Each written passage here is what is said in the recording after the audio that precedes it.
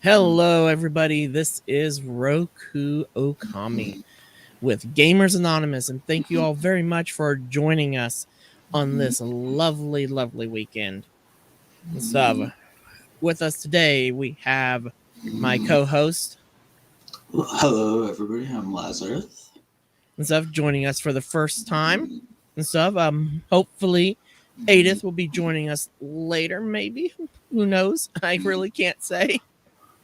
And stuff, what's going on there. And then we also have a guest with us this week.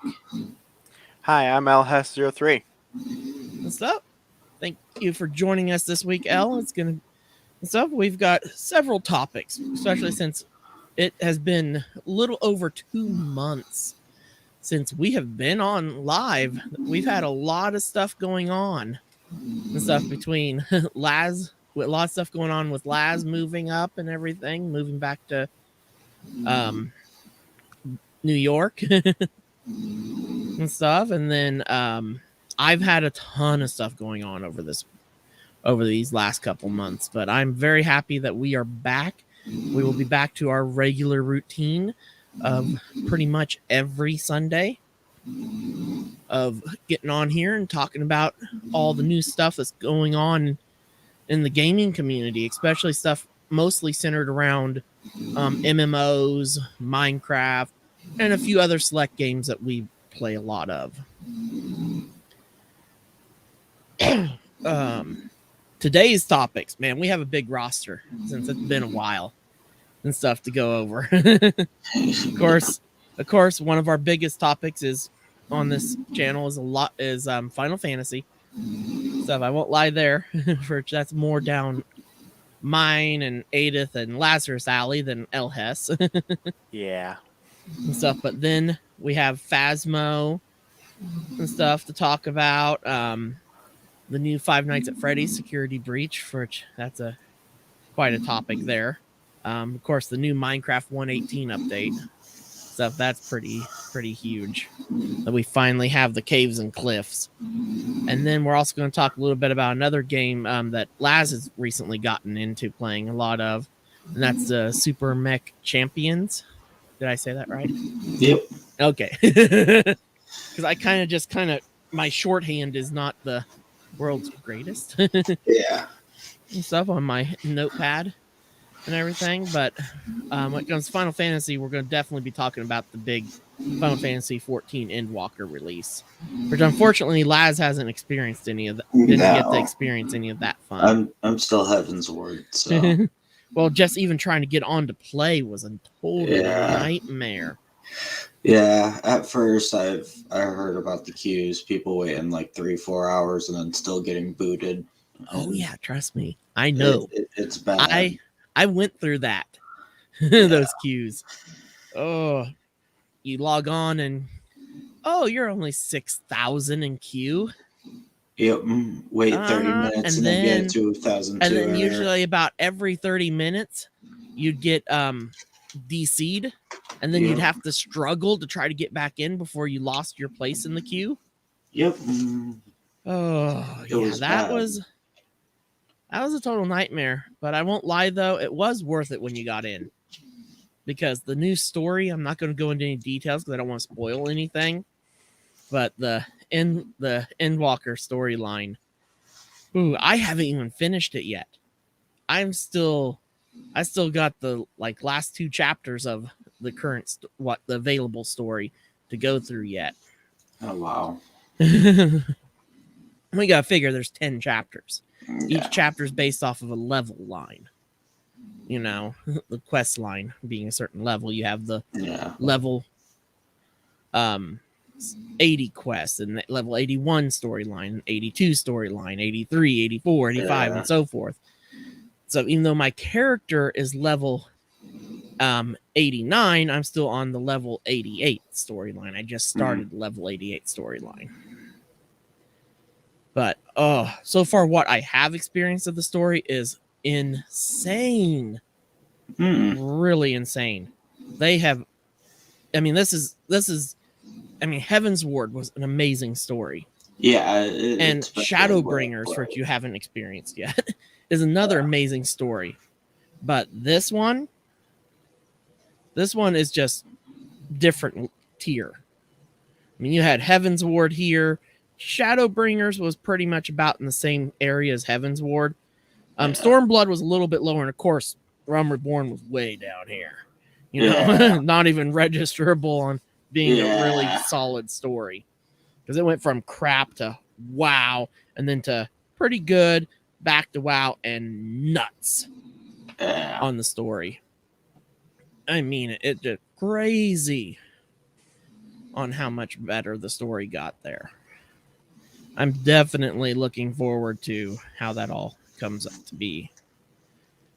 But I will say the next it's well worth it, especially with the 2 new jobs. I was a little skeptical on the Sage, but I really do like it after I finally got to mess around with it and everything. Sage turned out to be pretty neat.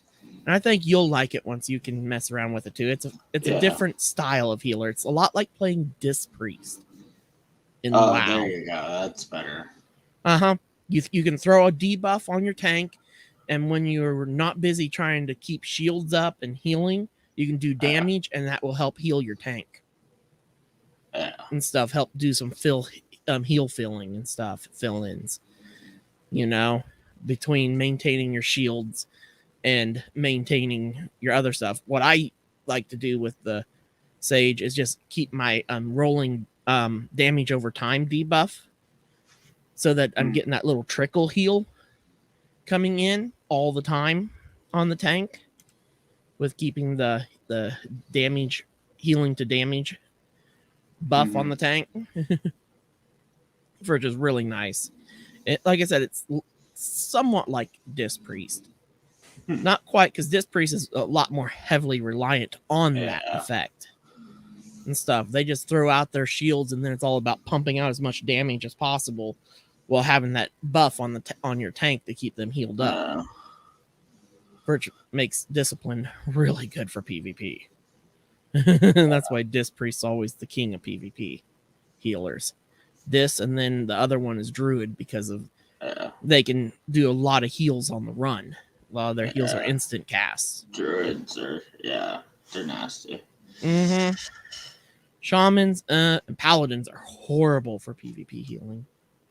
I know. I've tried back in the day. Don't do enough. So, they have such big heals, but they have such big cast times. Yeah. They're definitely a PvE healer. Yeah. Not That's PvP. about it. Wait, camera. They're good raid bosses, too. You can do raid boss with them, but that's about it. That's better. Oh, yeah, definitely. But, and then we got Reaper. A lot of people say, there's a large thing in the community that we finally got Dark Knight. Well, we finally got Dark Knight as in terms of Final Fantasy 11 style Dark Knight. Okay, because Dark Knight has usually been a tank class. Yeah. If you go back, way back in Final Fantasy when the first Dark Knight appeared, they were a great sword wielding damage reduction class.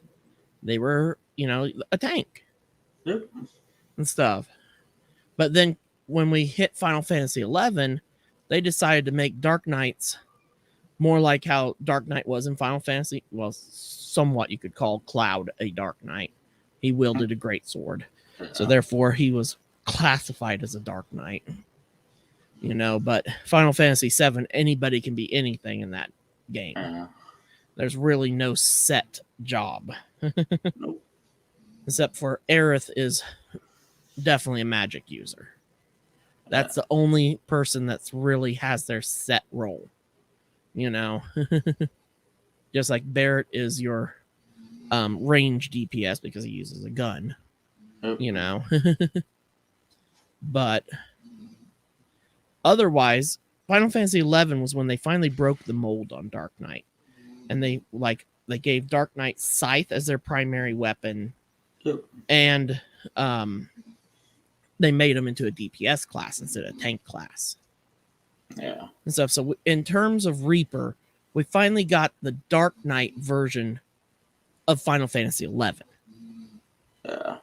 You know, Final Fantasy 11's Dark Knight, which is so much fun. That's what I'm maining is Reaper right now, and loving it. It is so much fun to play and stuff. They've really changed how it worked, and I think a couple of us just got bumped to the AFK channel in Discord.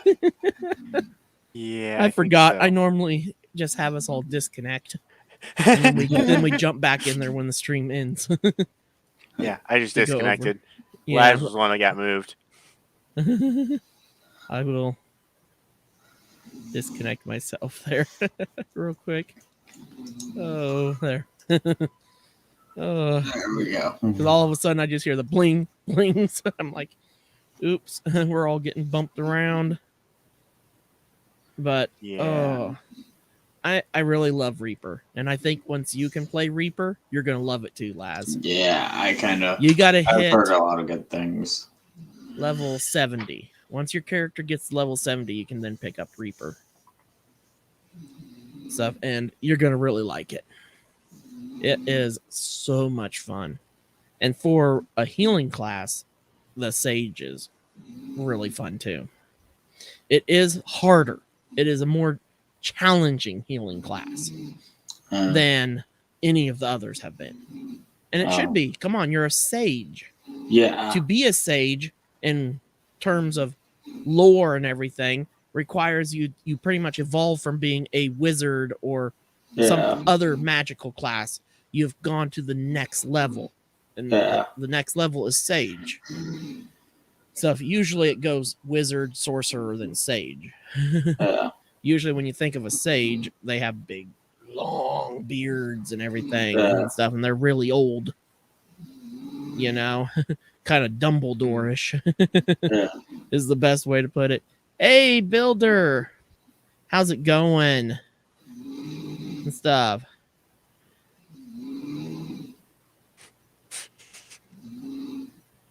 Yep, it is definitely great to be back. Unfortunately, we do not have Aideth with us this week, or at least not yet. But, oh wow, I actually need to update that banner because I've changed my streaming schedule. Because now I'm streaming on Friday, Saturday, Sunday, Monday is the plan and stuff eventually. As I'm working into the new year stuff, but we'll get into a little bit more of that later, especially when we get talking about Minecraft and stuff. And that's the big area where Elhes will be have his room to talk and stuff. And then I really and stuff. And then Builder's also huge on our Phasmo side. So we definitely got to get Phasmo going again, Laz. Yeah. Because, oh my god, there's been so many updates. And of course, we're now moving into the Phasmo topic now. Yeah. I'm just working my way down my note list. Pretty much. We'll go back to Final Fantasy in a little bit. But it won't be Endwalker anymore. But, Phasmophobia. Since the last time we played, there has been a ton of major updates. I've heard a lot of things. We have 2 new maps. We have a new small map, and then we have a new medium map, which is the campgrounds. Yeah, the campgrounds is the one that I'm really excited about playing. Oh yeah, and there's there's even a few Easter eggs in the campgrounds. There's areas where you can go over to the fence line, look into the woods, and you'll see the Slender Man. Ooh. And stuff deep in the woods. Yeah. There's just little Easter eggs. They tried to do a Jason one, but they couldn't because of too much copyright. Yeah. Yeah. Oh, everyone's favorite thing. So the only way they were able to do a little Jason Easter egg was a hockey mask laying somewhere. And that was it. You know? That was the most they could do for a Friday the 13th Easter egg. Yeah. Then you can't really do too much with that. They've updated a lot of the models on gear, and they've added some new evidence items, like the dots projector. Ooh. That one's going to be fun. So I'm looking forward to playing around with that a lot. Yeah. It's a pain in the butt though in the campgrounds map to try to get dots evidence because you're working with big open areas. You don't have enough areas for laser dots to bounce off. Yeah. So it does make it a little hard to get stuff. They've also added another level of difficulty to the game called Nightmare. Yeah, it sounds like it's gonna be hell. Oh, Nightmare! I don't even want to touch it for a while because we're going back from pro to intermediate for a while. Yeah. And also in pro and Nightmare, you know those lovely closets and stuff that we used to be able to hide in, and the lockers. You can't hide in them; they're filled with stuff. Oh, geez. You have to hide behind furniture, behind doors, and stuff like that. Yeah, you gotta be smart. And also on Pro and Nightmare, you have to shut off all your electronic stuff, your flashlight, everything. Oh, wow. Because the ghost will be drawn to them. And stuff. So you want to make sure if you have the EMF meter on, that you don't just scroll over to your flashlight over to something else and leave it running in your pocket. Yeah. You got to make sure to click it off. And then before you hide in a spot, turn off your flashlight. Like as you run into a room, turn off the flashlight, and then run into the bathroom and slip and pull the door up against you to hide. Yeah. And stuff. Because you actually have to hide. You can't just run into a room and shut the door and hope that they won't find you. No, you run into the room, you grab the door, and you tuck yourself in the little nook behind the door while the door's open. Yeah. They have really changed some things. Then the big change that we just recently got, and stuff right at Christmas time, cursed objects. Yeah, I've heard about that. That is what I'm totally excited about. And stuff. The Ouija board has now been made into a cursed object. Yep. And also every map will have a cursed object on it. Ooh. Yes. That's what I am so excited about. Having it. You've got tarot cards, voodoo doll, black mirror, music box, summoning circle, and I said just a second, a Ouija board. Yeah. And I think that's everything. Builder, if I've missed one, you can mention it there in the chat. I think I got them all. There's a lot. And each one has different things it can do. The black mirror lets you see through the ghost's eyes, but you only want to use it in short bursts. If you hold it, if you use it too long, the mirror's going to crack, and then the ghost is going to automatically hunt. Ooh. And there's no 10-second delay in his hunt. He's not going to spawn in his ghost room, wait 10 seconds, and then start chasing us. He's going to spawn and just start chasing. Yeah. And also, for the rest of the game, if you've broken the curse object or overused it and stuff, thank you, Builder. I thought that was all of them. If you overuse the object to its full capability and it breaks and stuff, for the rest of the match, hunts are going to happen. There's less of a grace period. It goes from 10 seconds, I think, to 3 seconds. The ghost only gives you 3 seconds, and if you're in the room with the ghost, it's practically insta-kill. Oh, wow. Because he will automatically chase you if you're in his room. Yeah. That is the crazy part and stuff with it. And then, they're called cursed hunts once the item has been broken or hit its full usage. Then after the mirror, you have the voodoo doll. It has a whole ton of pins in it, and each time you click with it, a pin's going to go in at random. One of the pins will randomly go in. And when it does, the ghost is then going to do a ghost event, throw something and stuff like that. That's, of course, very helpful for locating where the ghost is and also for getting photos. Yeah. You know, he throws a book on the floor. You take a picture of the book. Boom, you just got some money, you know. Ghost event photos. But here's the catch with that one. Once the pin, randomly at any time, the pin can go into the heart. And when it does, the voodoo doll's used up and the ghost auto hunts. Then you have the tarot cards. They're wild cards, with the exception if you get the hangman, that's auto hunt. You don't want the hangman. I watched Ensign pull the hangman in 2 games on his first card pull. Yeah, that was nuts. I guess it doesn't sound pretty. No. Now, the tarot cards are also very useful in multiplayer, because if you pull, I think it's the chalice or one of the cards, it will automatically revive one of your friends that are dead. If anybody's dead, they will bring them back to life, which is really cool. And stuff. Oh yeah, the hangman's just instant death. It's not an instant hunt. It's just you're dead. Ooh, wow. If you pull the death card, it triggers the instant hunt. I was getting my cards messed around. Let's just hope you don't do that in game, because that might end up badly. But yeah, well, it won't matter. You pull one, you just instantly see hands coming around and snapping your neck. The other one, your flashlight and stuff starts going crazy when it pops up. But and then they can trigger other events and stuff, like the ghost all of a sudden appears so you can take its photo. Yeah. You know, all other different events from the tarot cards. Okay, that's mirror, tarot cards, voodoo doll, music box. Music box, it's my least favorite out of all of them. I really don't care for it at all. You activate it, you set it down, it starts playing music, and you'll hear the ghost singing to the music.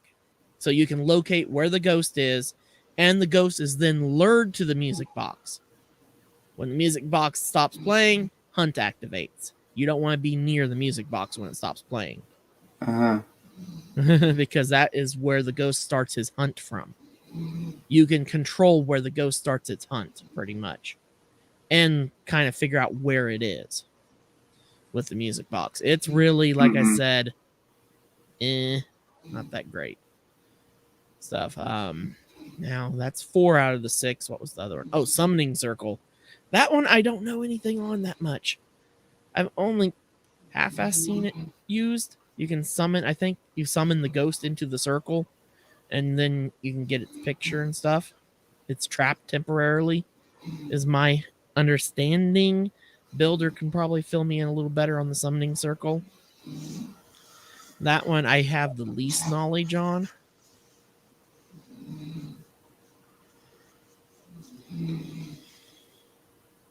Oh my god, 3 people died from tarot cards in one of the games he watched. Oh, jeez. Yeah. Oh, that is... Yeah, that's unfortunate. Put that up on screen for a sec. That is just crazy. Yeah, no, that is nuts. Yeah. That's just bad luck. Yeah, to have 3 people die from playing tarot. Tarot cards, they're, so far in my opinion, the most dangerous, but they're high risk, high reward. Yeah. Because when you pull a good card, it's like, yeah. But man, if you pull one of those bad ones, yeah, it's over. There we go. It summons the ghost, then starts a hunt right after. Okay, that's what kind of basically the same thing as kind of what I thought it did. Yeah, kind of music box style thing. But the music box gives you a little bit more time, I guess. But you can get the ghost photo, but it's a little risky. Okay, that's what I figured. I kind of thought I had the gist of the Summoning Circle down, but then Ouija board has been massively upgraded. You can ask a ton of questions on it now. Tons of different questions and stuff. It was crazy. I forgot what I was watching Tango Tech and Impulse and Joker and Skizzleman playing, and I forgot what they asked the ghost on the board, and I couldn't believe it. Why the computer system thought to answer the way it did, it answered it so perfectly. and it was hilarious. I wish I remembered what it was they asked it. I'll have to rewatch that again because now it's going to drive me nuts that I can't remember. But I laughed my ass off. I couldn't believe that the answer. So, but yeah, the Ouija board is, and of course, using any of these cursed items are horrible to your sanity. Yeah, They're gonna just rip your sanity to hell and back. Oh yeah, and stuff. My favorite so far out of the cursed items is I really like the voodoo doll. It's great for making money, getting those ghost interactions. Getting them to throw stuff so you can take pictures of it. Getting those interactions are nice because that's a good way to make money in the game. So it, of course, has that risk because you never know when that heart pin's going to get put in. Yeah. And then you have hunt. Yeah. Then you have an instant hunt. Oh yeah, with the Ouija board, this one. When saying hide and seek to the Ouija board, it causes a 5-second countdown to a cursed hunt. Oh wow. Uh-huh. I do know that one. So, but of course you can ask it where it is. It will tell you what room it's in and stuff like that. Yeah. Of course, you can't always what room the ghost is in and what is the ghost room are always two separate things, especially if you're dealing with the new ghost type that's twins. The ghosts are in 2 locations in the house. Oh yeah. Moving around. And the hunt, when they hunt, the hunt can start at either location where they are. Oof. And it's usually wherever they are closest to a player. So wherever there's a closest person to one of the 2 locations, then they are right on top. Yeah. And stuff. It is crazy. And then, of course, the board will break after a certain time. And when it does, it causes another cursed hunt. Another key thing with the Ouija board, just like a real Ouija board, you're supposed to say goodbye to it. You say goodbye when you want to deactivate the Ouija board. Yeah. And the way you know when the Ouija board's on and off is the planchette will be sitting on it. Mm-hmm. And I'm hoping people know what I mean by planchette. That's what the thing is that you put your fingers on to move around on a Ouija board. That is what. Like kind of teardrop shaped thing. Yep. Ow! I smacked my hand on my microphone. Oof. That is the planchette. Yep. And that is actually what it's called. I do know a lot of my occult terms and stuff because I am a total, I won't lie, ghost hunter fanatic. I have watched way too many, not so much Ghost Adventures. I just don't care for that one. The main guy in it, he's Zach stuck up. He's got Zach is. Yeah, he's got his head, his nose so far in the, he's just so uppity and like he knows everything and he's better than everyone. That's that attitude I don't like. My favorite show to watch is Ghost Asylum when it was running. Just because the fact that every week they tried to actually capture the ghost. Mm-hmm. They would try a different type of ghost trap design using either mirrors or different crystals, all sorts of different things and stuff to try to capture them. Solar panels. It was crazy, some of the stuff that they tried. But I enjoyed it, though. It was fun watching them try to capture the ghost. But the investigations were amazing. Then if you want a ton of laughs, Ghost Brothers and stuff. That one is just freaking hilarious. Because one of them is the biggest coward of all ghost hunters I've ever seen. I'm not gonna lie, man. He takes off running, and you can tell by the name of the show that it's about a team of African American ghost hunters because it's Ghost Brothers. I hate to, come across maybe a tiny bit racist, but that's just how the show is. I can't help it. It's 3 African American dudes that go out on the weekends to go ghost hunting. I've seen it, yeah. It's funny though. That's what I love about it. It's funny as hell. I enjoy it so much just because of the laughs Mm-hmm. and stuff. Oh, But they still get some good stuff. oh yeah, they do still catch, and it was really awesome watching season 1, watching their equipment evolve. Yeah. Because when they first started out, they were just using their cell phone and a REM pod, and that was it. Yeah. Pretty much. And You they know, started to get the better and stuff. then they started getting night vision cameras and Yeah. other different ghost investigation EMFs equipment and stuff. And they stopped using their cell phones for everything. They actually started using regular handheld voice recorders that have higher sensitivity mics on them. Yeah. And stuff. The recorders that Zoom makes, which are freaking amazing recorders, because they can also be used for recording podcasts and all sorts of stuff. Mm-hmm. For which I really do like those and stuff, because me and my work buddies that I had when I was back working at Best Buy, we were really considering getting into ghost hunting. We were looking through all the equipment and then take advantage of our Best Buy employee discounts to get a lot of the stuff, you know? Because when you work for Best Buy, you pay 10% above cost. Mm. And I don't care about disclosing this stuff because I don't work there anymore. Yeah. Best Buy left a little bit of a sour taste in my mouth leaving from there. But it tells you how this will tell you how horrible some of their markups are. Mm. You know, their USB cords for charging your cell phones and stuff. You pay like $15-$20 for them at Best Buy. Yeah. Do you know what we employees paid for them? Remember, Probably we're paying like 10% above cost. Probably like $5-$6. No, try like $2. Jeez. That's telling you how much it gets marked up. It's like a 600% markup. Jeez. Yeah. But Phasmo is just insane. I'm really looking forward to us getting back into that. And I really want to this next weekend. We just got to get Dan back to doing stuff with us. It's hard to get a hold of him. And when we do, it's usually in the middle of the week. And it's just because I get lucky and drive him nuts until he finally responds to stuff, you know? And it's usually the only way I can get a hold of him is when it's a tech issue with the servers.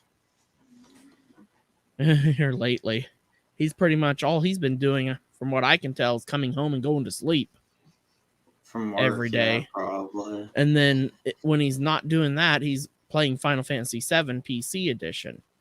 Fridge, that is our next topic. Don't you just love how I did that nice little transition into it? Yeah. We finally got Final Fantasy 7 Remake for the PC. And I am so happy. I have been enjoying it. And soon I'm going to be starting my video series on it and stuff. I'm still deciding if I'm going to do it as a YouTube series or as a streaming series yet. I'm still in debate there and stuff because I need to start a YouTube series stuff, and I think I'm going to just stream 7 Remake for now. Eventually I will have it because I'm wanting to play Final Fantasy games from start to finish, you know, and I want to do Final Fantasy 1 and then do 2, 3, 4, 5, and, you know, just right down the row and stuff. For it should be kind of fun because there's a lot of them that I personally have never played, you know. And I'm definitely looking forward to getting into some of those games. I've played one, but it was a very long time ago on the NES. Back when the NES was the only game console out. So yeah, I'm old, and tomorrow I will be a year older. Yeah. That we'll talk about later. But I'm very happy that we finally got the remake stuff. And in honor of the Final Fantasy 7 Remake being out, if you see right here by me, these lovely, very lovely discs here. is Final Fantasy VII, the original PC edition, which is how not 11, damn it, Final Fantasy VII. Man, I'm getting my numbers all jumbled up. Final Fantasy VII, original PC edition and stuff. These are the original discs. These aren't the upgraded, that version that came out later on that wasn't even on disc anyway. So I just wish I had the box for these. These were a gift to me from one of my roommates in college and stuff. I was going through his games and saw that he had Final Fantasy VII for the PC. I'm like, oh my God, can I play that? And he's like, sure, you can just have them. I'm like, seriously? It's like, yeah. I'm like, oh, thank you. And these are even the packages that he had them in. Oh, wow. Yeah, I haven't changed anything on them besides installing it on my computer a few times.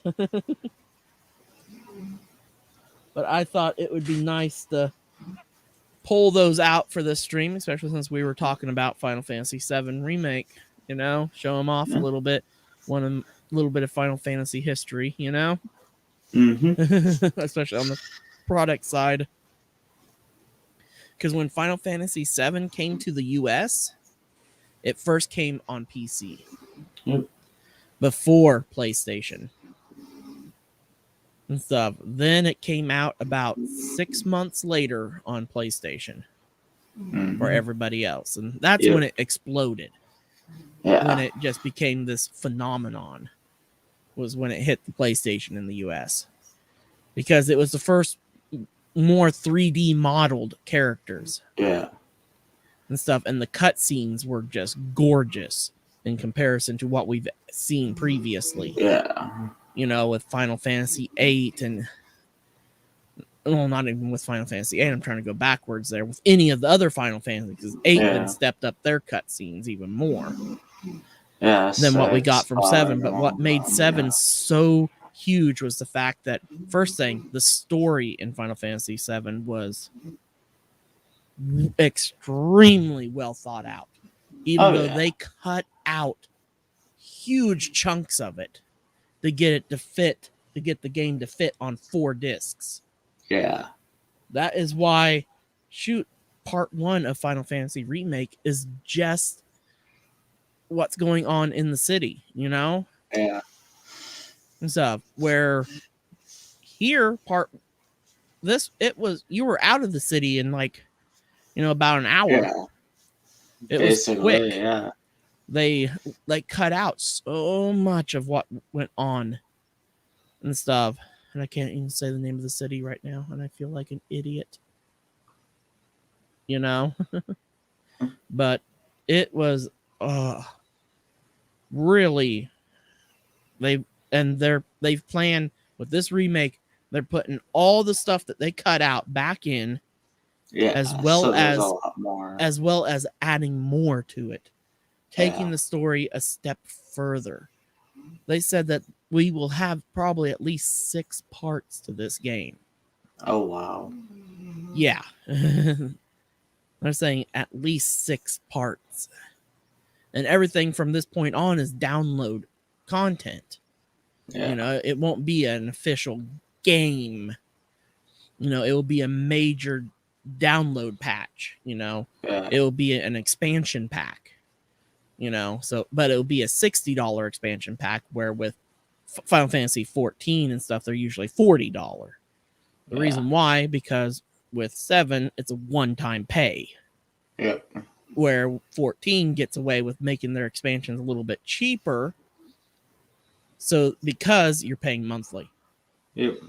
Even though everybody usually goes for the $60 deluxe edition anyway. When it comes to 14, because you want gotta get the goodies. You want the mount. Of course you want the mount. Because the mounts usually are freaking awesome. And then you also want the weapon transmog. Yep. This time around, it was the Death Scythe. Ooh. Oh, it's gorgeous. I love it. And then the mount is a gorgeous, amazing mount for paladins. It matches the in-game the level 90 paladin armor and everything gorgeously Oh wow. and stuff. Oh yeah. Makes me consider leveling paladin for my tank instead of my gunbreaker. Not gonna lie. But I love gunbreaker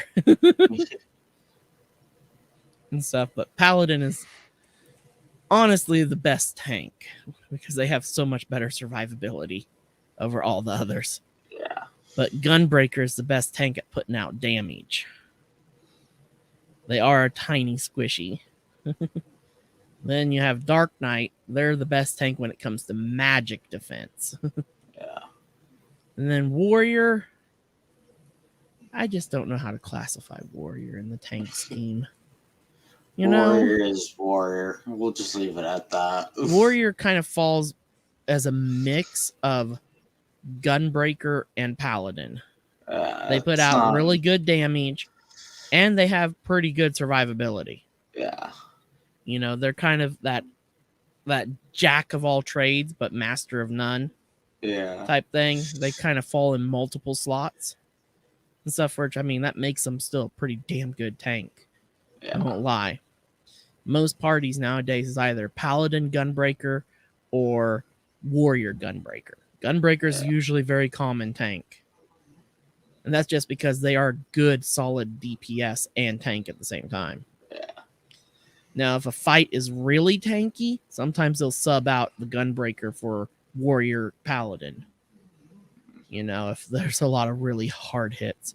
And from what I saw in one of the new fights on Savage, you don't want a Gunbreaker. I watched DD the other night, and he just kept getting squished. The tanks were getting squished 10 seconds in. Oh, wow. Just repeatedly. It's a linked tank buster, and they just couldn't get past it. Tanks just were going splat over and over. Jeez. And stuff. I could not believe it. And stuff. But I can't wait for you to get up to Endwalker story because you're just going to flip out. Yeah. Okay. And then also the PC edition has the extended content with Yuffie's stuff in it. Her story, her side story.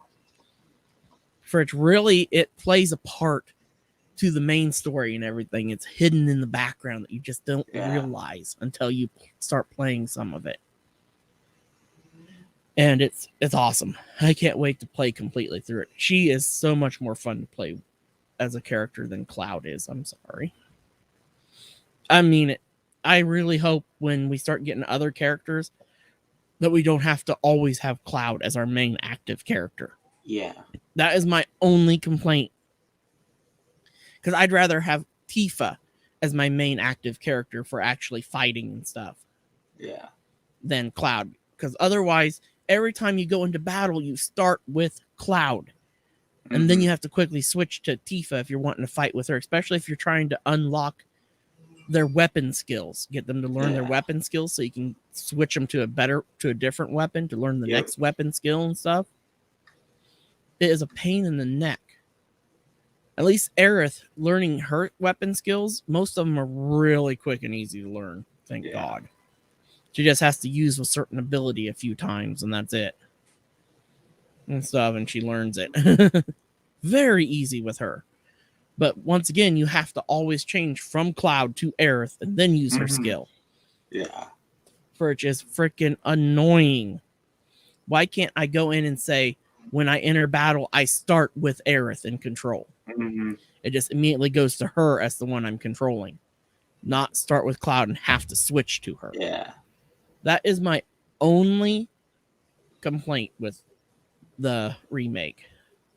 Otherwise, I love it. Yeah. The systems work very similar to the original Final Fantasy, the materia systems and everything. And stuff. I just do not understand some of the things with it. Why they make us struggle there with Cloud. Have to always start the fight with Cloud. There is a nice time when you start off controlling where you just control Barrett for a while. And that was fun for a change of pace. There's even an area where you control just Aerith when Cloud's not in the party. But whenever Cloud is in the party, Cloud is the one you control. And it's annoying. And so I'm up to the part where you get to roam and do the side quests and everything before you go to the Shinra Tower and stuff in my personal playthrough. Which I always like to play a game through most of the way before I stream it, so I don't look like a complete idiot trying to figure out where to go to do stuff, you know? Yeah. I actually got lucky in the wall market, and I got the ending in wall market where the guy chooses Cloud and stuff. Because I've seen most people usually end up getting the one where he chooses Tifa. Which is quite interesting. I was quite surprised watching Cloud just rip into it, insulting him and stuff, and the guy's going nuts over it. Oh, more, insult me more. Oh, I'm like, oh my god, he's such a masochist in a way. I'm like, oh, Cloud's like, I'm gonna kill you, and he goes, oh. I'm like, oh my god. I'm sitting here laughing my ass off. That's gotta be an Easter egg and a half. Oh, it was. I love it. I mean, there's a reason why the game's rated mature. Yeah. So, but yeah, let's go from there. Talk briefly on Five Nights at Freddy's, the security breach and stuff, because that's mostly me, because I'm pretty sure none of you guys have watched any of that and stuff. I haven't really seen anything. Biggest issues with that game, they optimized it horribly for the PC port. I mean, you can't run any of the raid tracing, none of that stuff. It just tanks your frames. Oof. They really run it. And the game's got, what is it, like 6 different endings? There's one that is the candid ending, or the main story ending, but there's a ton of alternate endings which are pretty cute to achieve. Stuff just for the achievements in the game and stuff. But it looks like, I mean, I haven't played it, but I've watched tons of other people play it, because I'm just not big on playing Five Nights at Freddy's games, but I do enjoy watching other people getting. But it's not nowhere near as scary as all the other ones have been. You know, and stuff. The jump scares, there's a few here and there that will get you, but you see them coming. Not as much as the originals. Yeah, you see these coming. You know, because you see the animatronic chasing you. You know, and stuff while you're running away from it. It really doesn't. There's only a few here and there that will catch you off guard, and they're part of the story. So you actually aren't dead when it happens. Yeah. And stuff. You just get temporarily captured and stuff like that. And then you escape before Vanny gets you and stuff like that. But my other big disappointment with what I've seen of the game is they left out. They really underused Vanny and stuff. She only was out chasing you a few times. You were mostly always running from, of course, the animatronics. Except for Freddy. Freddy didn't end up getting corrupted by the virus. He had a major error and he got rebooted in safe mode for it to block the virus from being taking control of him while he's helping Gregory, the boy in the story, which is, that kid's got balls to survive going through all that in that giant place. So. That's all I have to say. So, but my only complaint, and it's a complaint that every YouTuber had, was the how they optimize the port to PC. It looks gorgeous on on the PlayStation. But that's because the game is optimized graphically for the PlayStation. But when they brought it over to computer, they messed up so much. They didn't take the time to convert the formulas correctly for the PC capability. Because watching Ensign play it, he has to go to medium graphic quality and no shaders, and he is running a 3090. Oh, wow. That's currently top graphics card. Yeah. You can't get any better than that, and it can't run the shaders. Yeah, because the frames drop down to like 16 and 20 frames per second. Oh my god. And even running at medium level graphics, there are horrible frame rate drops. Yikes. Just walking around, all of a sudden you'll get a stutter, and because you'll have a whole ton of frames that just get dropped out of nowhere for no reason. Oh jeez. It is just nuts. It's not even playable at that point. It's rough, I won't lie. And that's the whole reason why I didn't buy it. I was originally going to buy it because I'm like, this is a Five Nights at Freddy's that has a more of an RP feel to it. Yeah. Yeah. And you all know I love my RP games. That's my thing. I love role-playing games are my thing. And then creation games. And that jumps us up to Minecraft 1.18, peeps. And the terrain generation. Mind-blowing.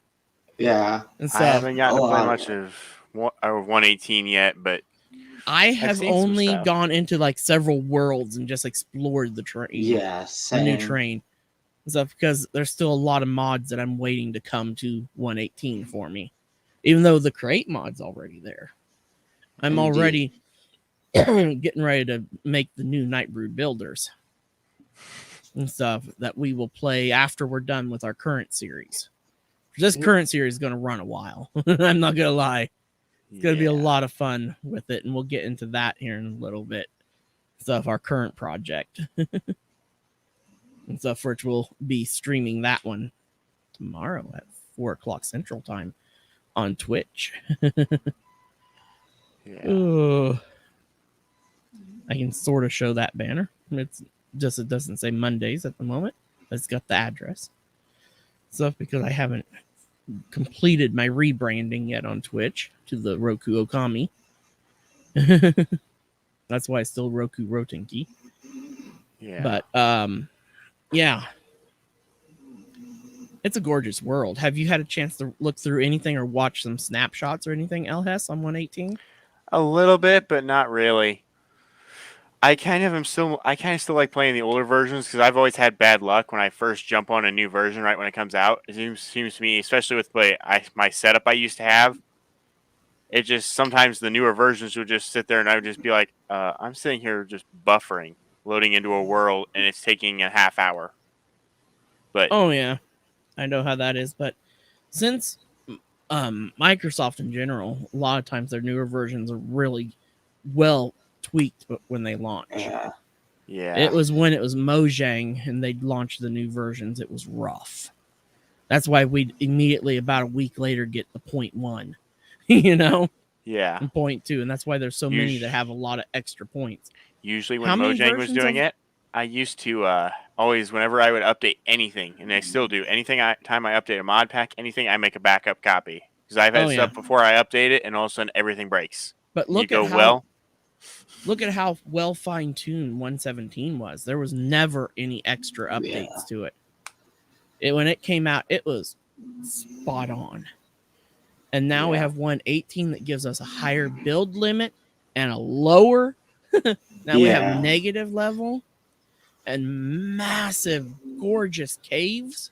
All the retextures, the new blocks, they're all really good too. The caves. You don't do strip mining like you used to, the tunneling and stuff, hardly. It's all about the caving. Yeah, caves are definitely where you want to be. Because once I make a 1.18 world, I'm probably going to find myself one of the huge, massive, lush caves and call it home. I'm living underground. Yeah. I never live underground except for when I do like my laboratory that's underneath my fancy base above, usually, you know? For I'm not gonna lie, that's a very common thing for me to have all my tech equipment and all that sort of stuff for modded underground. Yeah. But nowadays with the create mod, that changed a lot of that because I like having it up above and all these machines moving and stuff, because create just adds life to the mod, movement to the worlds. And that's what I really like that it does. But 118 mountains look gorgeous now. They look almost like the Terra Forge world mountains, that we had in our pack where we used the Terra Forge mod for the generation. Yeah. It looks really nice. And then the lush caves. Oh, and now also we got shulk sensors, the warden, all that fun stuff to deal with in the deep depths, in the negative areas. That's also a lot of fun. The warden fight is easy if you have two people. And you take two bells down with you. And pretty much you have one person hit a bell, the other person runs up, beats on him while the warden's heading towards the bell. Then when he turns around and stuff, you can just keep bouncing him back and forth between the two bells. Yeah. And it makes the fight super cheesy. Yeah. What some people would do in single player is set up a redstone clock on a bell to distract him because he's blind. But his hearing is ridiculous. Yeah. You don't want, when you're trying to sneak up on him, you actually go slow and you crouch. Yeah. So you don't make any noise. And you gotta watch out for all the shulk sensors that are in the freaking cave, because if they hear you and start going off crazy, and here he comes and rips your face off. But that is a lot of fun, the warden and stuff, giving us another boss type monster to deal with, which is nice. We needed something new. Because, come on, all we've really had is the Wither and the Dragon. Yeah. That's it. We needed something more. Another big boss fight. It's about time. Yes, it is about time that they gave us something else to have fun with, Yeah. Yeah. I've also seen some people do the craziness of getting the warden and trapping him in a box and then just dropping a whole ton of spikes on him to kill him. The dripstone spikes. Yeah. And stuff, as well as that makes the Wither fight a joke. You can farm the Wither so easy with dripstone. You just drop this massive, I think it's about 20 block long spike on him, on the Wither, and he's dead. Oh, wow. Mm-hmm. Yeah. Oh, time for a drink.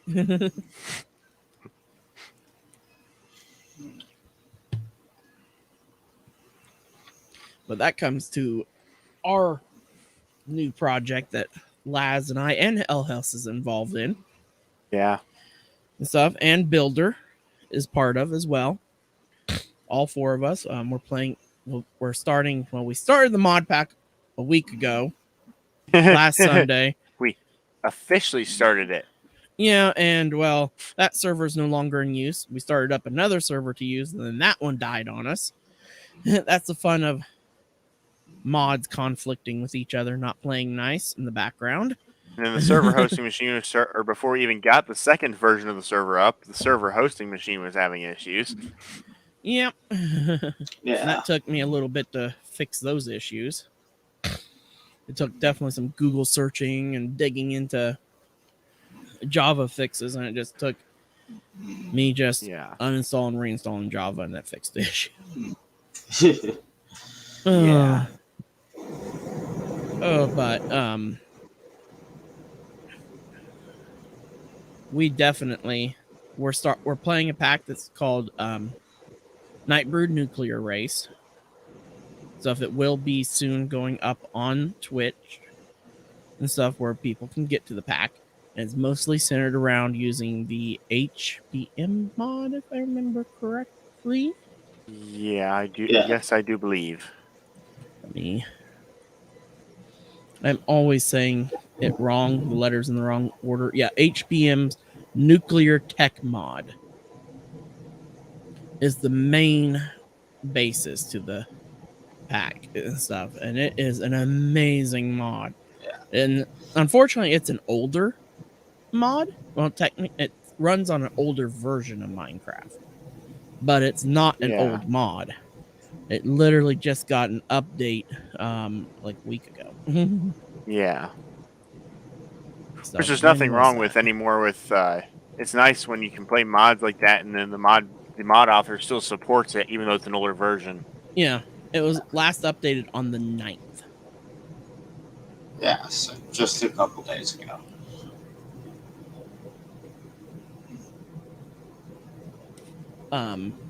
It definitely, if you want to play the most current version of it, you play on 1.7 Minecraft. Oh, wow. Yeah, on there, a lot of the models and stuff have been updated, have a much different look and everything to them and stuff. And there's a few other features that are available yet that are available there that are not available yet on the 1.12 version. Like, especially with the RBMK reactors. Mm-hmm. On the 1.7 version, there's a crane that you can use to switch out your control rods. So you don't have to go in and do it yourself. And so, unfortunately, we don't have that yet on 1.12. So, also, the control panel for the reactor actually has a display of the reactor on the screen on the control panel. Yeah. Where on our current version, you only get that when you click on the control panel. But you don't even have to be on the control panel to know if it's starting to overheating and stuff, because you'll start getting red lights and stuff on the actual display model that appears. Yeah. You know, which is really awesome. But we will be diving into this pack deeply and stuff in tomorrow's stream at 4 o'clock Central Time. I've got stuff prepped for getting the first base machines for this mod set up, because this mod is very immersive. So and then we have a few other mods in the pack to really support the pack. Yeah. Stuff, because we've got Ender IO in there, mostly just for power storage and having power conduits that will all run through a single block. You know, conduit, water pipes, all that stuff. Then we have immersive engineering in there for that more immersive style factory build. And stuff for our factories and everything. Having the conveyor belts and stuff is why I wanted it. Because I really wanted to have a conveyor belt system to move the items and stuff from one process to another and stuff, just because it looks nice. And stuff on that. Then we, of course, have AE2 in there. Got to have some sort of highly advanced storage system. Yep. Even though for early game, we have storage drawers, iron chests, and then the basic storage network mod as well to help with the more earlier game. Well, and then we also have everybody's favorite Dank Null. So Yeah, Dank Null mod is getting switched to a different version.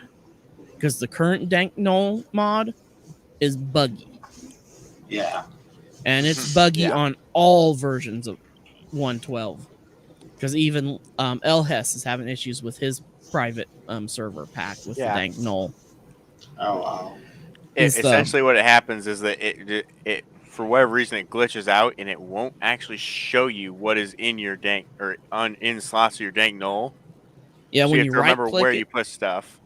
Yeah, you have to try to remember what slot your cobblestone is in, what slot your this is in, what slot. The only time it shows you correctly is when you're not inside the Dank Null and you're scrolling through the inventory in the overworld. Then it's right.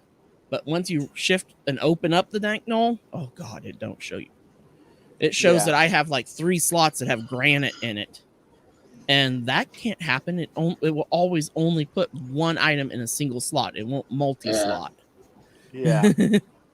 One of those 'Cause, slots of 3 one of those 3 Sounds like the slots is textures aren't andesite. there. The other one is my cobblestone and then granite. Yeah, because he mentioned it offhand to me, probably Wednesday.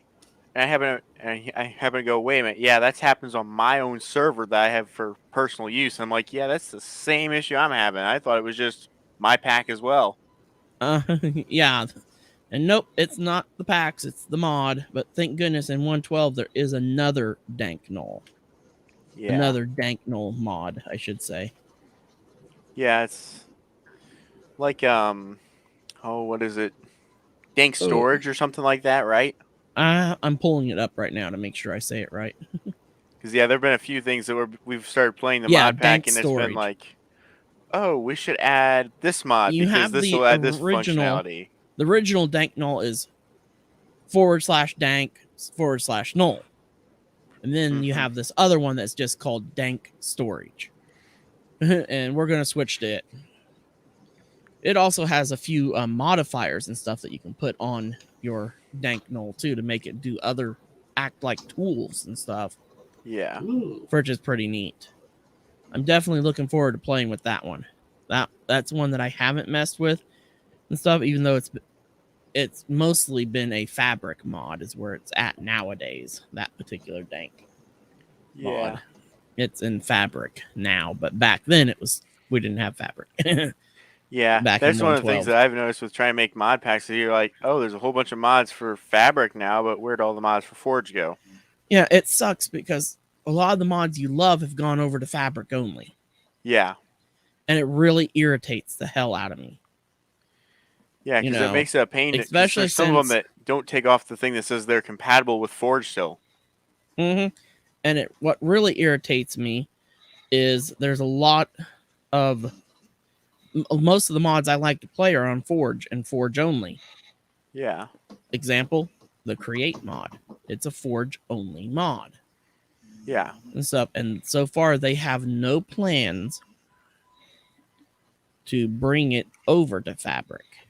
Well, and like that, I've tried developing my own mod, and I've got some ideas about maybe making my own that I've come up with, but the bad part is that if you've got 2 different APIs you're trying to use, example Forge, and you have to switch it, then you've got to almost rewrite your entire code. Yeah. Depending on the way that the APIs are structured. And again, I've never looked at Fabrics. I've looked at Forges, but... Oh, yeah, definitely.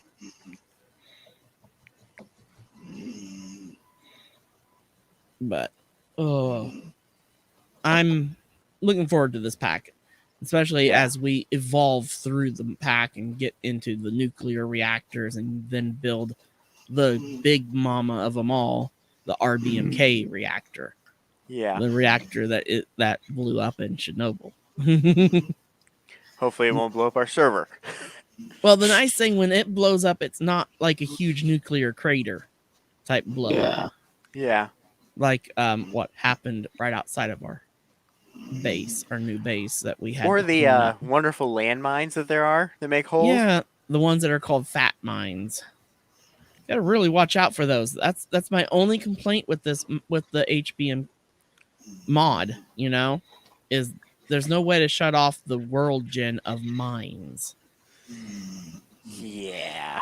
It is extremely annoying. Yeah. But luckily enough, where we're basing at, or anything, where we're based at, all the mines are now blown up. By mobs, Laz, or Roku. Well, Laz actually hasn't been onto the new server yet. No. It was mobs that blew them all up this time around. Oh. The last server, Laz did blow up one. The second server. When he was coming over to the base. Yeah. He was lucky though it was just a regular anti-personnel mine instead of the anti-tank mine. He also blew them up on the server that the temporary server that was the first one we made. Oh yeah, I remember. Laz has been blown up by a mine a couple times. Yeah, I remember the damn things. I remember the the foul language. It's all on Twitch on my last stream. Which, for anyone that follows it, yeah, the servers,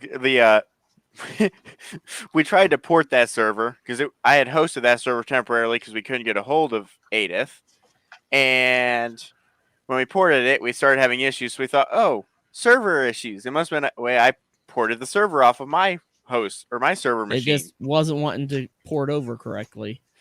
Come to find out it was a Java issue and a Windows issue.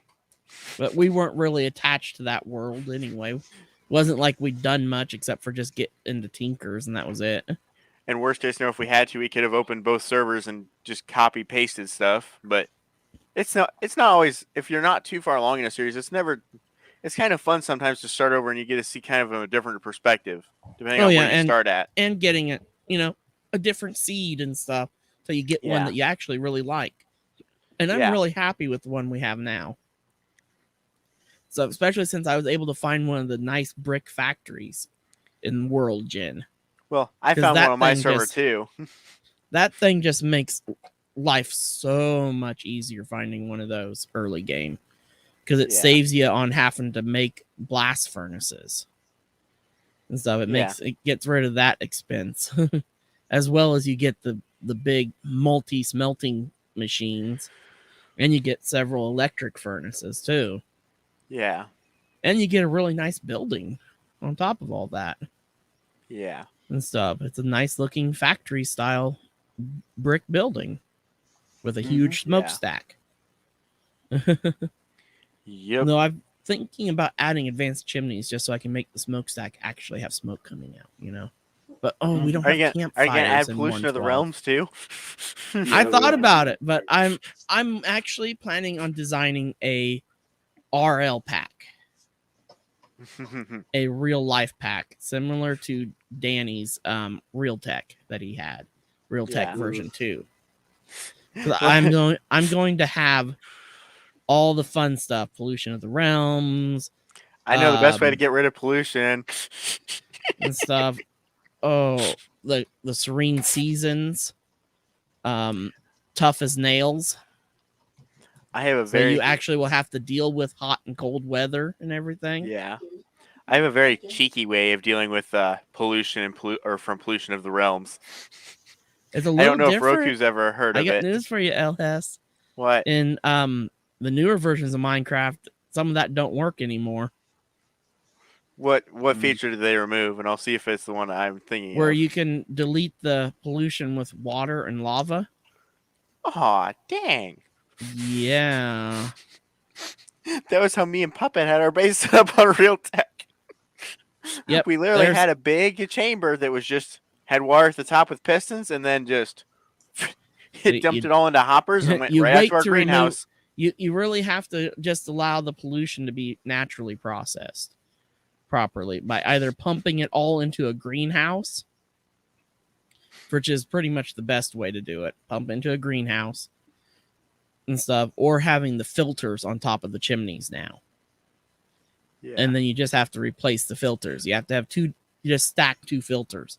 One with leaf blocks in it to neutralize the carbon dioxide, and then one with wool in it to neutralize the sulfur pollution. And then you're good. I mean, every so often you have to go up there and put a new filter in on top of your chimney. Some people will actually put the filters in line in the chimney, not even put them on top. So they'll have their furnaces and then have the filters right above, so you can change them inside the house. And the smoke still comes out the stack, but no pollution's coming out. Yeah. Puppet and I had that big dwarven hall. I don't know if you've ever seen it, Roku, that we made. Oh, yeah, I remember. Yeah, that the big factory area we had. That's what all of our Laz and I were planning on doing in Minecraft Builders for our ore processing. It was a huge, Lonely Mountain dwarven ore processing place. Believe me and Puppet worked on that for days. Oh, I believe and also that the rail network that went around that entire server. Remember, I worked for weeks on our ultralight going through the Japanese style build. So I was able to finish it there towards right before we the server before, server activity just kind of. Yeah. I still think one of the best things ever was the frogs we had in the pond. Oh yes, the frogs. And how I literally frogs. I would just literally go out with soul vials, capture a bunch of frogs, Well, and just keep them in a chest. we didn't have the fish mod, Yeah. and I would have loved to have had the fish mod, the aquaculture Yeah. mod. Danny might have thought it was a bit fishy though. So I could go scoop up a fish that would look like a codfish and put it in my pond, and say not a cod, damn it, koi, yes, because I had my koi pond, and then I also had a nice rock garden that was a yin yang rock garden and stuff that was really awesome. And thanks to Mr. Crayfish's furniture mod, we had benches that you could sit on, actually sit on in front of the ponds or in front of the rock garden for meditation and stuff. I think that was the first time Danny ever put Mr. Crayfishes on there, and he learned real quick that the computer can be slightly overpowered. Ooh, yeah. And that's why it doesn't exist in Mr. Crayfish's furniture mod anymore. It went bye-bye. So, Builder, the thing that Danny kept griping about on his server with Quark was the foxhounds. Yeah, the fire foxes. Danny hated those things. Hey, don't. But he wouldn't turn them off because there were people that had them as pets, aka me. I was, for a long time I hated them.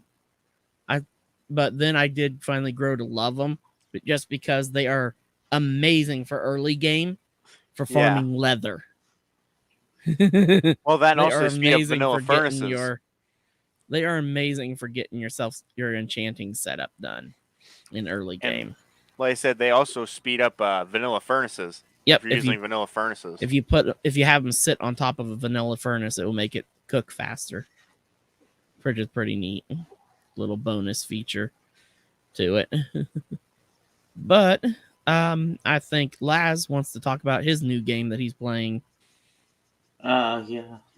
Super Match Champions, actually. It's been kind of fun.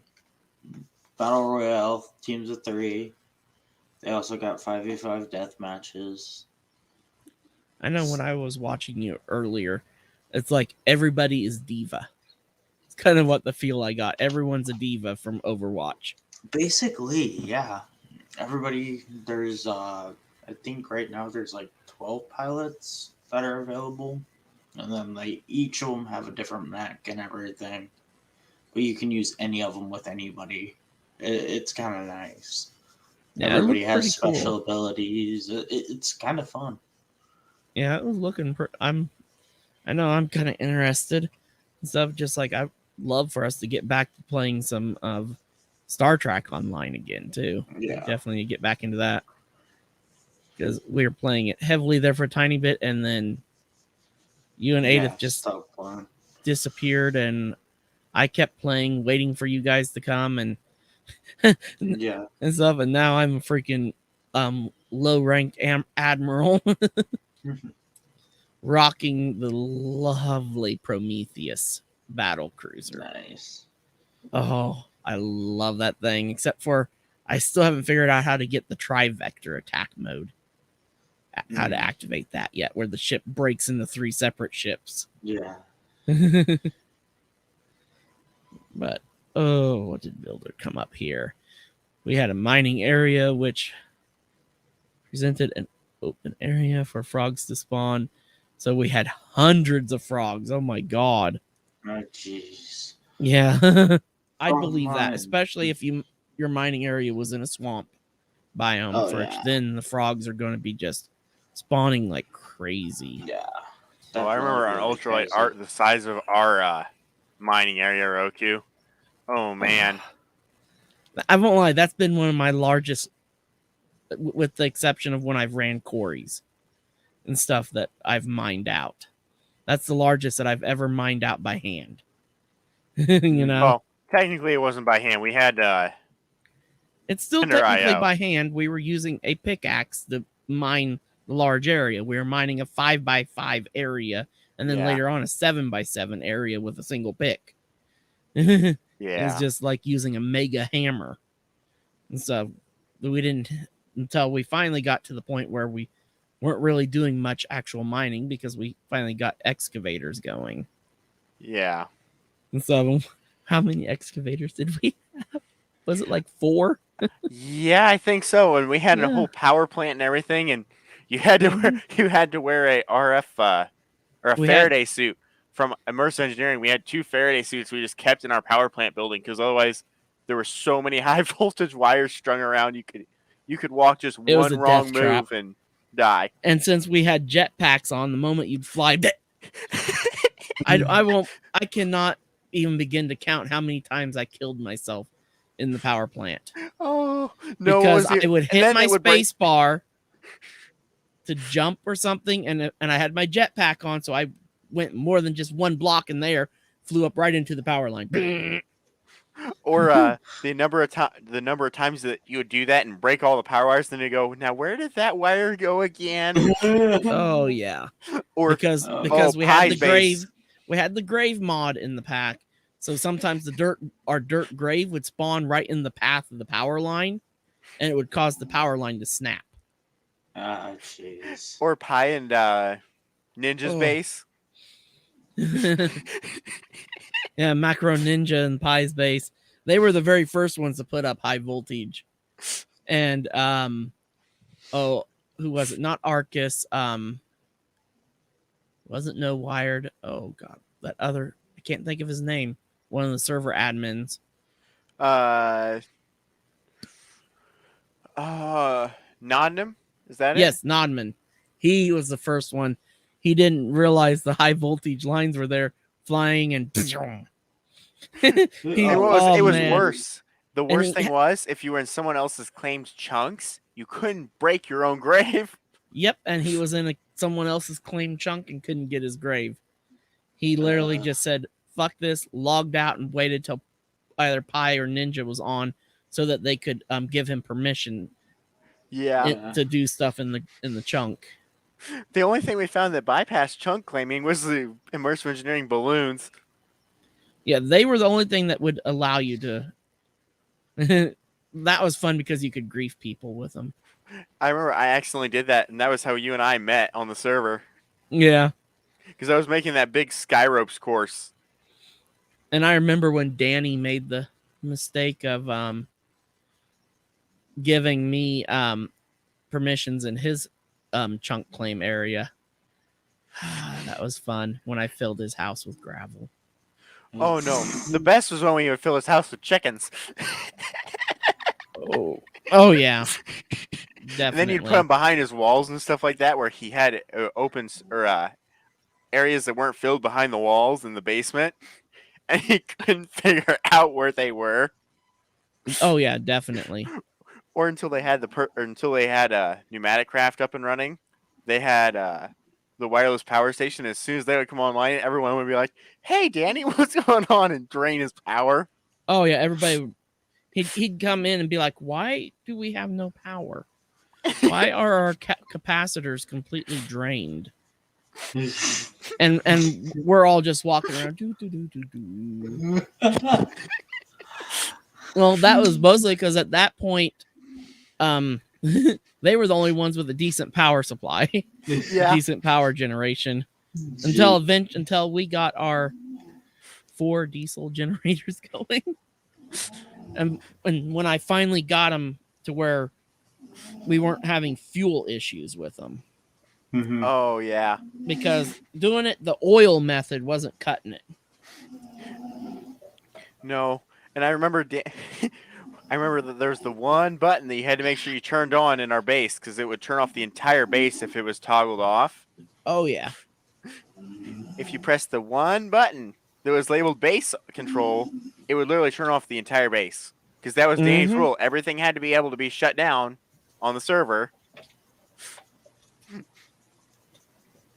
Good grief! The number of I had literally had an Excel sheet going on my computer of what conduit channels were used for what. Oh yeah.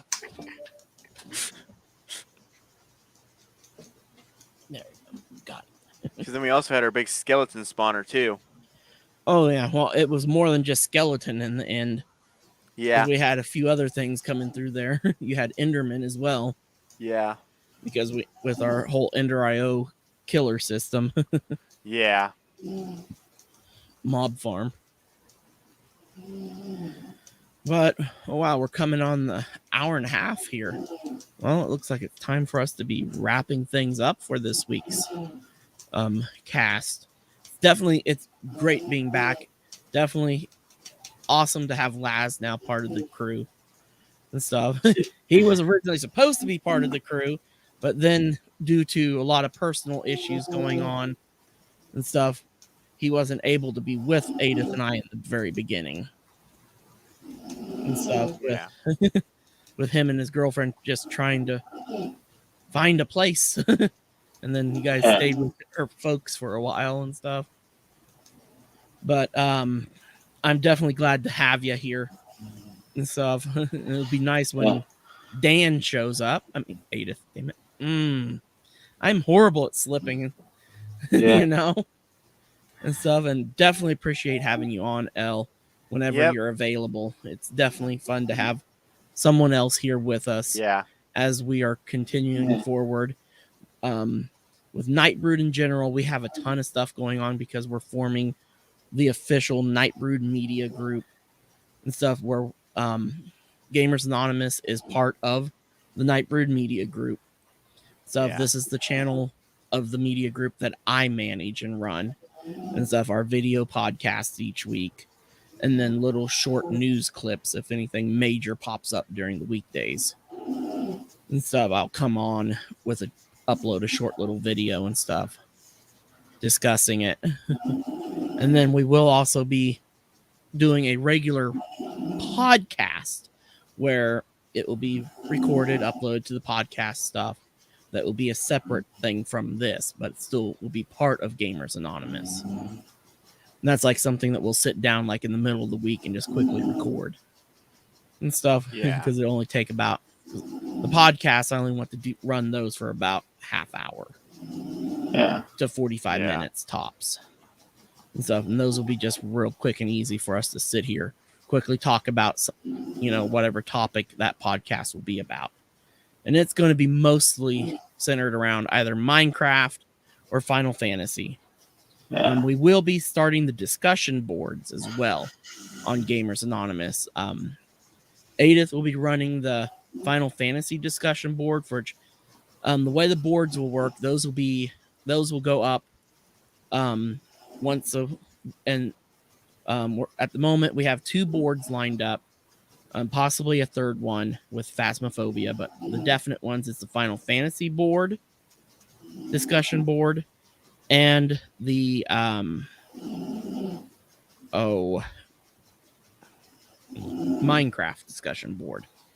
Minecraft board is the one I will be running. Aideth will be running the Final Fantasy one, and we'll possibly have a Phasmo one as well, where we will be inviting other people in for those discussion groups, which will be total blast to have those. Definitely looking forward to having those ones up for everyone and stuff. And what we'll do is each week will be a different board. And those will probably go up like on a Wednesday or something. And that will be a video that we won't be a live stream. That will be a recorded video and stuff versus doing it live. But that will definitely be fun getting those up too. Having the Wednesday discussion boards that will go up, or discussion groups. Yeah. Or it's not boards, panels is what they're called a panel. I have to use the right term and stuff, where we'll have multiple people, different people than what's usually seen here on the Gamers Anonymous news streams and stuff. But definitely those will be a lot of fun and stuff because those will be targeted towards a very specific topic. Where here on Gamers Anonymous we go over several different games and stuff that are currently in our hit list. Less like we'll soon be covering the new Borderlands game. Ooh, that the Tiny Tina's adventure thing. Tiny Tina's Wonderland, I think, is what they Yes, call something it. like that. Yeah, and I'm not gonna lie, I'm looking forward to that game. Same. I think So- everybody kind of is. That is supposed to come out, I believe, next month. Hopefully, we will see. Yeah, and I'm very stoked for it and stuff. I've been telling Dan just to wait for that to come out and buy that for me for my birthday. So then that comes down to the final big thing. Tomorrow's my birthday. 38 Yay. years old. Yikes. I will be streaming a fair bit tomorrow. I am going to start up a little bit earlier than normal and stuff, and we're going to be tearing through stuff on Minecraft. I'll probably be doing at least probably about a 6 hour versus my usual 4 hour stream and stuff. We might go 8 hours. We'll see. You know, or there might be a in the stream, come back in an hour and start up again, sort of thing for food and stuff. But yeah, 38 is what I turn tomorrow. Wow. I definitely don't look it, but I definitely feel it. Actually, I feel like I'm turning 58. So with how jacked up my back is and everything, that's what happens when you work for a furniture company that doesn't have the proper safety gear and everything for you. You know, support belts and stuff for your back and everything when you're lifting heavy furniture and everything. I just devastated my entire back with that job. Didn't realize how much damage I'd done to myself until I started doing a job that didn't require as much physical labor. Yeah. Then you start realizing the consequences of it. And stuff, because when I went from working there at a small furniture store to working for Target, not having to do hardly any heavy lifting and stuff, and the muscles finally began to relax down and lose some of their strength and oomph and stuff, because I used to be able to pick up the big lazy boy recliners by myself and stuff and carry them into people's apartments and stuff all on my own, and as well as lift chairs that are ridiculously heavy because they have motorized components in them, because they have motorized hydraulics to make the chair lift up for your elderly people and stuff to be able to get out of them. And then to top it all off, I also fell off of the back of our delivery truck once. And that truck was dock high, so that means it's 4 feet up off the ground and stuff, and landed right on my tailbone, and that causes massive impact to my lower back. So my lower back and hip they took a whack from that. Yeah. So it's very hard for me to stand for or do anything for long periods of time. Because even right now, after this whole sitting here talking, and especially with this type of setup, I'm sitting forward, I'm sitting up, everything. My back is just screaming right now. The only thing that's got me through it is just, generic painkillers. That's all I can do, because unfortunately, thanks to the new laws on painkillers and stuff, anybody under 50 is practically impossible to get any type of prescription pain drugs. Oh, wow. Yeah. That sucks. Yeah, that sounds like no fun. Because they prefer to put you through pain management and try to use physical therapy and stuff to treat the pain and stuff. Where it used to be and stuff, they'd at least give you something like Tramadol. Yeah. And stuff. You even have to pull teeth to try to get 800 milligram ibuprofen now. Oh, wow. And that's stupid, because you can buy ibuprofen. Just the difference is 800 milligrams better for your liver and kidneys to take it versus taking 800 milligrams of regular ibuprofen. Yeah. And that's just because the prescription one is a slow release. That makes it not as intense as taking normal ibuprofen. Yeah, I've never really had I had back issues before too. I've had back issues when I was in high school, where I was out of PE for 6 weeks, and that thankfully fixed it. But it was one of those things I barely could get out of bed in the morning, and for a couple days I was taking Tylenol, just popping Tylenol like mad. I'm like, I can't do this. I don't like doing this. We went to talk to Oh the yeah. doctor, and he's like, "Yeah, let's go ahead and let's pull you from PE for 6 weeks," and that thankfully fixed it. But normally, if I start having back issues, I'm like, well, have I had enough water today and stuff like that? But Whole reason why I missed Friday's stream that I was gonna do and stuff was because my neighbor next door fell going up the steps. He's an no. elderly man, and they asked me for help, and I ran over and was helping them, and that got my back hurting really bad. Yeah. I ended up just having to lay flat on my bed for a long time to finally get through the pain. Yeah. But we will definitely be having a lot of fun tomorrow. I'm pretty sure El Hess will be in and out on the streams at some point. Laz will be there for a fair bit of it as he fights with his computer until he gets fed up with his computer. We got to figure out what's going on there, man. Yeah, there's something wrong there. And it's really, really irritating. Yeah. So you may want to look in to see if your motherboard can run 3rd gen Ryzen and make Dan run, I think. Yeah, but make Dan let you borrow his Ryzen 5 3600 that he has sitting in his desk drawer. Yeah. Processor. I don't know if it's the same socket type though. Oh, they're the same socket type.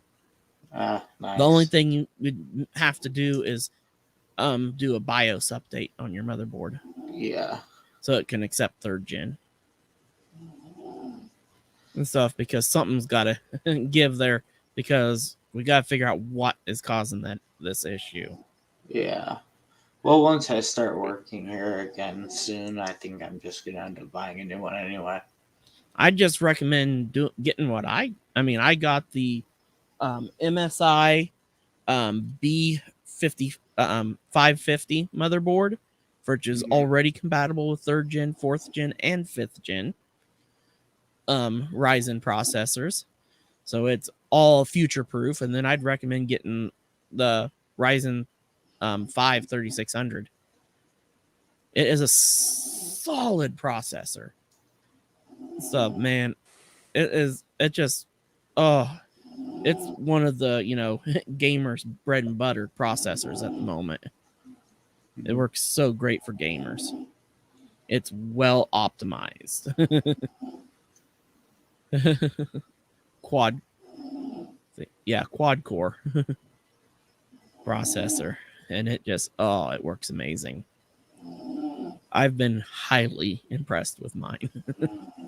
How smooth my machine works, especially since I went to not having to stream with a second PC, because my CPU now can handle it and play my games at the same time. Yeah. I literally have 2 cores assigned to my streaming software and 2 cores assigned to whatever game I'm running when I'm streaming and stuff in that profile system. It knows when Streamlabs is open, then it divides the cores. Nice. So that the tasks will run nice and smooth. So, and I love it. But we are going to wrap this up here today. Thank you guys very much for joining me and stuff, and thank you to all of you guys watching for being here today and stuff. Greatly appreciated. It's really nice for us to be back in the saddle again and stuff. Yep. And I'm really looking forward to really getting Gamers Anonymous growing our channel and stuff. So we will be back next Sunday at 4 o'clock Central Standard Time and stuff. If we aren't, we'll be definitely the week after. We will no longer go more than missing 1 week and stuff. So we'll definitely be on every other week, but the goal is to be on every Sunday and stuff, where we just sit here and yammer on about video games and stuff in a nice group discussion. That's the whole point of this. We kind of aim the topics of the video games, but for the most part, that's what we're here for. Talk about games. Because, come on, we're addicted to video games. That's why this is Gamers Anonymous. Don't you know? This is just like, the other type of anonymous that I'm just not going to say. Auctioneers Anonymous. That's actually another YouTube channel, or not channel, live stream that Conky's Flipping Adventures does every Thursday night. I had to stop and think. This is called Auctioneers Anonymous, and it's a group of guys that go around to storage locker auctions and stuff. But yeah, Builder, definitely. Next Saturday we are definitely playing Phasmo. So Laz, have that on your calendar. Even if it's just you and I and Builder and Haunted, which is perfectly fine. And stuff. We all love Phasmo, and at least with us four, there won't be a certain someone that just wants to stay in the van the whole time. Yeah. Yeah. Won't mention Aideth. you, the way you work the van is you rotate people. Yeah. You have to continually rotate and stuff. That way it helps keep the sanity levels up more, Yep. That's the whole point of having. You don't just have one person stay there the whole time. You want to balance it out. And I like having 3 in, 1 out, and then every time we rotate someone. And the person in the van monitors whoever's starting to get low on sanity, and then that person goes out. Change. Yeah. Yes, they rotate out. And stuff. But definitely, you work until that's 10 p.m. 10 p.m. Your time is 9 o'clock my time. Okay, we might have to do Phasmo. How's your schedule on Friday, Builder? Because I've also thought about moving Phasmo to Fridays. Do Friday Phasmo Fright Night. A lot of sounds there. Even though one is a PH and the other 2 are Fs. So I've really thought about doing it on Friday, doing a Friday Fright Night.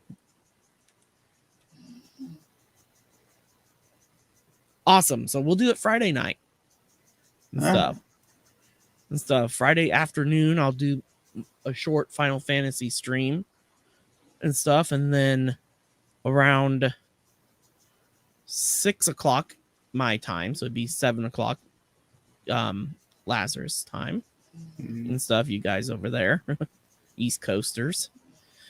We will be on, we'll hit Phasmo up and have some fun with that. So Elhest needs to get Phasmo. It's only like a $15 game. Not expensive. I already dropped a bunch of money on games today. Oh, Phasmo's so much fun. Another game I want us to get into, Laz, is Forewarned. Ooh. It is an Egyptian tomb version of Phasmophobia. Ooh. Where you have to identify what type of mummy is haunting the tomb. And then after you do identify him and go into the main tomb, then you have to escape the tomb. Oh, wow. Yeah. It's freaking awesome. It's a little bit more expensive than Phasmo. It's a $20 game, but so worth it.